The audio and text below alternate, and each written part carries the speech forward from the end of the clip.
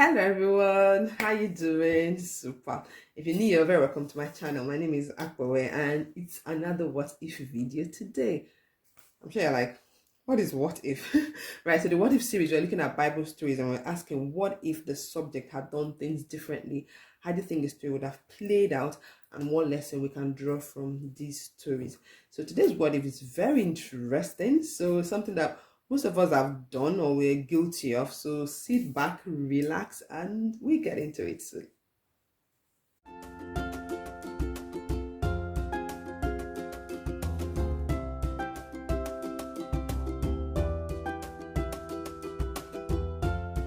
Right.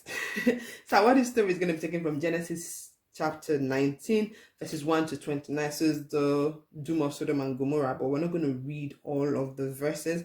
Our focus is on verse 17 and then 26. I read them. So in verse 17, so when they had brought them outside, one of the angels said, "Escape for your life. Do not look behind you or stop anywhere in the entire valley. Escape to the mountains of Moab, or you will be consumed and swept away." Now go to verse 26.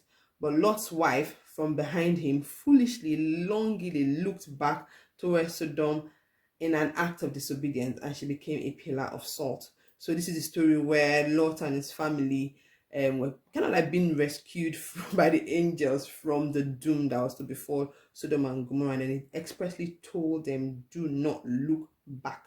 Yeah, and then we can see in 26, Lot's wife actually did look back. So my what if question from this story would be, what if Saul's wife didn't look back? What do you think would have happened? And how do you think, what lesson do we draw from this whole story? Now, in the commentary, in the amplified version, there's something that really struck me there. So it says, Lot's wife not only looked back to where her interests were, but perhaps lingered behind and was overtaken by the fire and brimstone. Her dead body likely became continually encrusted with salt since the disaster occurred in the rich salt area where around the Dead Sea. So what in this story, like, it's not just like, oh, looking back, because we've got past experiences, we've got mistakes we've made. I mean, we're meant to reflect on them so that we don't make those mistakes anymore, to help us in the future, to help us make better decisions and things. So we reflect on them, but dwelling on them, that's where the problem is. And she looked back, I'm sure she's like, oh, I'm gonna miss all these things or whatever. But she longingly, it wasn't just like a glimpse.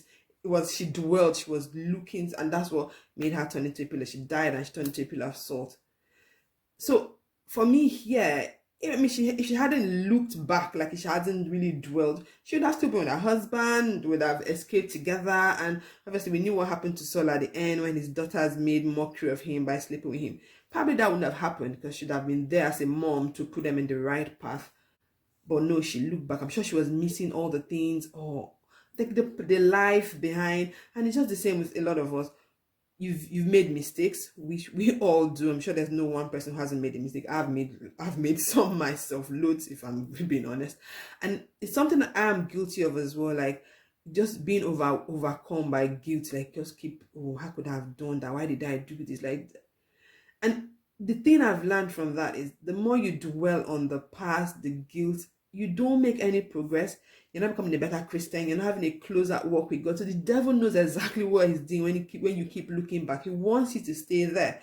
When God convicts you of sin, it does in a loving way. There's no guilt and condemnation. It's the condemnation that makes you want to keep looking back. And another thing we look back at again is past success. Oh, I was this before. Do you know when I was this?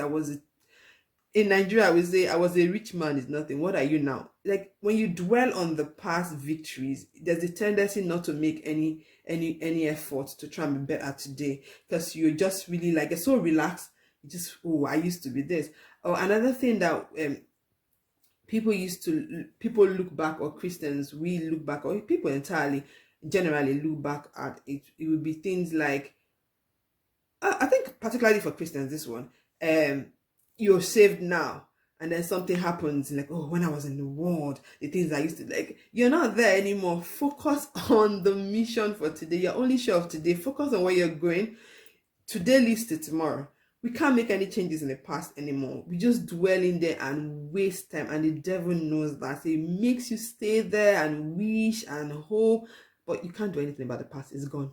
Like, it is gone. Bye. You can't do anything about it. And that's why Paul was saying in Philippians 4:30, when he says, brothers and sisters, I do not consider that I've made it in my own yet, but one thing I do, forgetting what lies behind and reaching forward to what lies ahead. So the only way we can make progress is forward ever. There's a saying that there's a reason why the eyes are in front and not behind, so you can focus. So for me, the lesson here is focus, like forward, the future. Stop looking back. There's nothing we can do about that. It only leads to death, literally, physically, spiritually. Anyway, it's death, and death not only physically, like dying. Death is like when you're stagnant, there's no growth, and that's what happens when you're dwelling on the past. You can never have growth. So if I take anything from this today, is look forward, focus, your eyes on the prize, eyes on the goals, whatever visions you set for yourself. Yeah. So that's what I think, and that's the lesson I draw from this story. What do you think, What do you think would have happened, and what lesson do you draw from this story? I like to read it in the comment section as usual. God, my goodness, they bless me so much, and I'm sure it's not just me who learned so much from them. Other people that read them as well learn. So you're not just learning; you're also being a blessing to other people when you leave those comments in the comment section. Okay, right. So that's our what if for today. Lesson: look forward ever. Stop looking backwards. There's no future for you there. There's no hope for you there. Forward. All right. Okay. Good.